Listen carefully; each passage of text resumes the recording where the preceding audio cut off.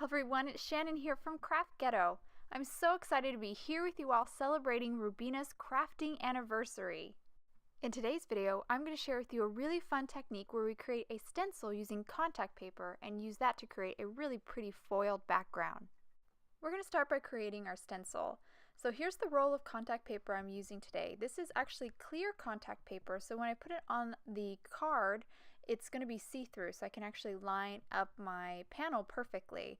I got this at my local 99-cent store, so I only paid $1 for the whole roll. I went ahead and cut a square of contact paper out. This is actually 6 by 6.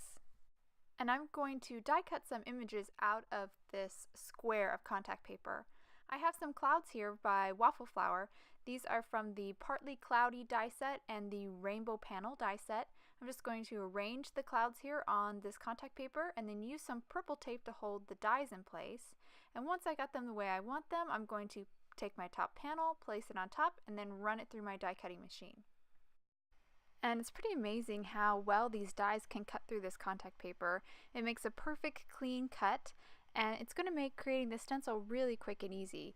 So now that I've removed the dies and popped out the inside pieces of contact paper, I'm going to rearrange the dies here and then use some purple tape to hold them down in place again and then run them through my machine. I'm going to continue doing this until I have this whole 6 by 6 piece of contact paper covered with these clouds. I've actually used contact paper stencils before in some videos. I used them more for like masking and ink blending, but I've never tried what we're going to try today, which is we're going to use this with transfer gel. And to be honest, I didn't think this was really going to work, but it actually worked pretty well. So right now I'm just separating the contact paper from the backing.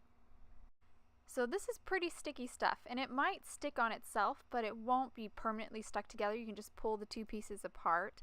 But because it is so sticky, it's a little tricky to work with. I found that it's better to stick one side down onto a piece of cardboard or chipboard or something like that, and then fold it back and then tuck your panel inside and then carefully lay it down. This is the best way I found to get a nice smooth and flat surface. To further make sure that it's nice and smooth and flat and I don't have any pockets of air, I'm just going to take a Cricut tool and just kind of smooth it out all over. You could just use your finger as well. So this is the transfer gel. This is made by ThermoWeb, and this transfer gel is so cool because it allows you to use some really beautiful foils with it. And not only do you get to use foils, but it has like a texture to it. I just love this stuff. This is like my new favorite thing. And being able to use my dies or find a way to use my dies with this is kind of game changing. So I'm really excited about this new technique. So all I'm doing now is just spreading the paste over the panel, and once I've got it spread all over, it's pretty thin, I'm going to carefully remove the contact paper. Now this is a little tricky because I'm having a difficult time finding a safe place to put my fingers so I don't touch the gel, but once I find a nice safe place, I'm able to pull that contact paper off pretty easily. It's pretty amazing that that contact paper can come off so cleanly from cardstock. It always blows my mind every time. I'm now going to set this panel aside to dry for an hour. Okay, so it's an hour later. I've now moved my laminator to my workspace. I've had it heating up for a good 20 minutes, so it's nice and hot. My panel with the transfer gel is all dry, and I've cut a piece of iridescent foil to fit the A2 panel, and I just placed it on top, and then I will feed the panel into the carrier sheet and then feed the carrier sheet into my laminator fold first. You definitely want to do fold first so it doesn't catch in your machine at all.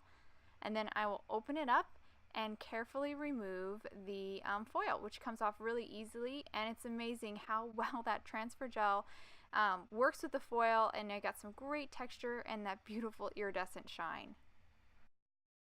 Now that we have our background panel done, let's move on to some of the other components of our card.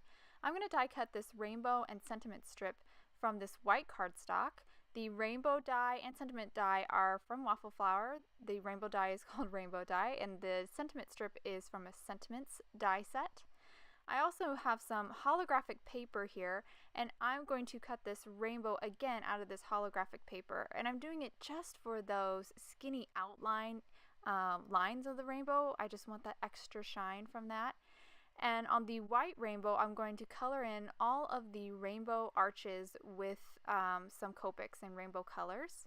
I, of course, could have cut this rainbow out of 5 different colors of colored cardstock, but I found that coloring these arches in is the fastest way to add color to this rainbow. I went ahead and die cut this rainbow die again out of white craft foam off screen, and this is going to add some nice dimension to our rainbow and also hold everything together. I'm going to pop out the inner sections of this holographic rainbow. Just add small dots of glue to the back side of this die cut, and once I've got it fairly covered, I will stick it down onto the craft foam, line it right up with the grooves of the die cut on the foam, and then I'll place some more glue down onto the craft foam and stick in each one of these stripes. I also use a needle to help me kind of tuck in the stripes so they're really nice and snug inside those holographic lines. I'll hold it to the camera so you can get a good look at the rainbow and see that shine that holographic paper adds. It's a small detail, but I really think it adds a lot to the card. I'm now going to stamp my sentiment strip. So I have the negative that I die cut my sentiment strip out of, and I'm using it in my MISTI to kind of hold my sentiment in place while I stamp on it. So I found it was easier to align my sentiment with the strip underneath it, so I popped it inside the negative. So the negative is functioning like a jig. It's going to hold that strip in place when I stamp, and then once I got it perfectly lined, I pick it up with my MISTI, put some anti-static powder down onto my sentiment strip, ink the stamp up with Versamark ink and stamp it, and then I'm pouring on some silver embossing powder and just tapping off the excess, and then heat setting it with my heat gun. And we are now ready to assemble the card. So I have our A2 foiled cloud background here. I'm just adding some liquid glue to the back side of the panel, and then I will stick it down onto an A2 top folding card base made from 110-pound white cardstock. I like to use liquid glue because it gives me a little bit of wiggle room and allows me to kind of adjust that panel and make sure it's perfectly centered on the card base. I am now lining up my rainbow and sentiment, and I'll add some liquid glue again to the back side of our rainbow and stick that down. And I've already gone ahead and added foam tape to the back of this sentiment strip, so I'm just removing the backing and sticking it right underneath the rainbow. And that'll complete my card. I'll hold up to the camera so you can get a better look at that foiled background. I'm really excited about this technique. It's so cool that I can use any of my dies with contact paper and basically create my own stencils. And the fact that it works with transfer gel is even more exciting because I'm really in love with iridescent foil right now. I hope you guys enjoyed today's video and card. Thank you so much for watching and have a wonderful day.